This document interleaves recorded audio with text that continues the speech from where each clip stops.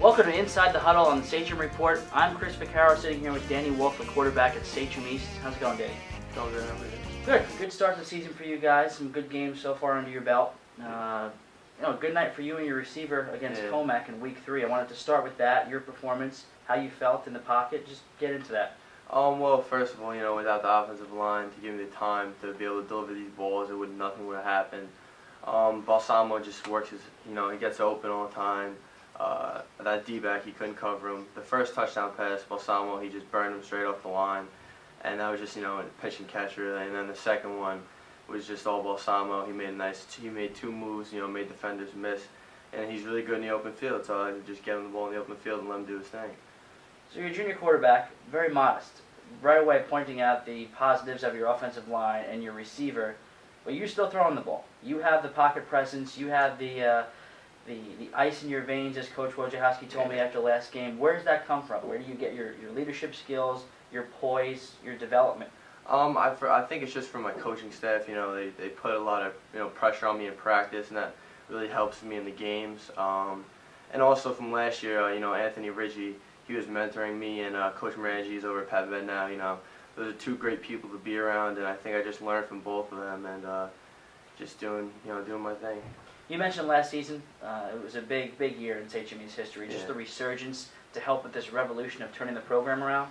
And you were a sophomore, so you really saw this from a different lens, almost a lens where you could grow into that winning culture and help shift that paradigm a little bit. What was that like, seeing it, being the backup but assessing every game and just being a part of it? I got to see, last year I went to 2 years ago I went to all the games, when 0-8, 1-7. We weren't doing too good, and the morale around here was bad. And then coming up as a sophomore, playing with this varsity team, it was just different. They all bought in the off season, which was very important, and they came together as a team, a family, and they really just bought into what the coaches said. And without Coach Woj and the all new coaching staff, it was just a great job. And now this year we're just trying to continue with the seniors from last year gave to us, which is hopefully another winning season, and maybe now I say. You mentioned Coach Morangi. He's over at Pat Med now. Coach D has taken over as the offensive coordinator. What's that been like for you in the program? It's a little different. Morangi was more of a, he was more worrying about the quarterbacks, and he wanted to pass the ball some more. And then when Coach D comes up, he's more disciplined. Established the running game first, and just two different guys that had two different views on the offense. I like both of them very much, but I think Coach G's doing a very good job right now.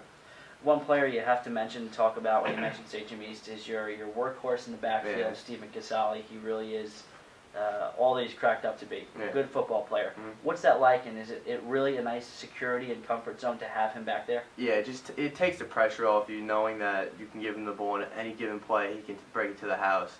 Third down and short, we know we can give him the ball and trust him to get the first down. And on defense, we can trust him to shut down other teams' big backs, and it's just confidence. It really helps you. He starts off the game good, and then the game just gets going, and you just get more comfortable. This week, Week 4, big game, or is it? Do you take it like any other game? Do you take it as if it's this big nor'easter bowl game atmosphere? Sachem East versus Sachem North, Saturday at 1:30. Yeah. Last year, North beat East big in the playoffs. Yeah. So there's something to prove there. How do you take it? It's a little bit more than just a game. In a way, it's a little personal. East, North. We're all one district, but at the end of the day, it's they're a very good team, and it would be a huge win if we could beat them. They're 2 seed. They're arguably one of the best teams on the island. So all these critics, and I think it's a little more than just a game, but. We're not blowing it out of proportion, it's just we just take it like we're playing a good team. What do you need to be successful with? What do you need to do? I think we need to just come out. Obviously, they know we have Steve Casale. I think we need to just come out and, hopefully the run will open up the pass, and we got to shut them down on defense. They have a great running back in Trent Cross, and they have other good backfield, and I think if we can just, we just need to score a lot of points and hold them to not a lot of points. All right, that'll do it for this week's Inside the Huddle. Got a couple of reminders for you. Obviously, the game is on Saturday at 1:30 up at Fred Fasaro Alumni Stadium. We're asking everybody to bring a non-perishable food item as a donation for our Stuff a Bus event. If you're following us on Twitter throughout the game, either at the stadium or at home, use hashtag Nor'easter12.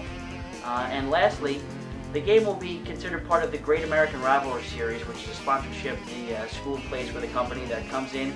The winner actually winds up getting a trophy and championship hats. Sachem North was part of that last year with Brentwood, so it really makes for a cool atmosphere and something fun to be a part of. For Danny Wolff, I'm Chris Vaccaro. Thanks for watching, and remember, Sachem, stay classy.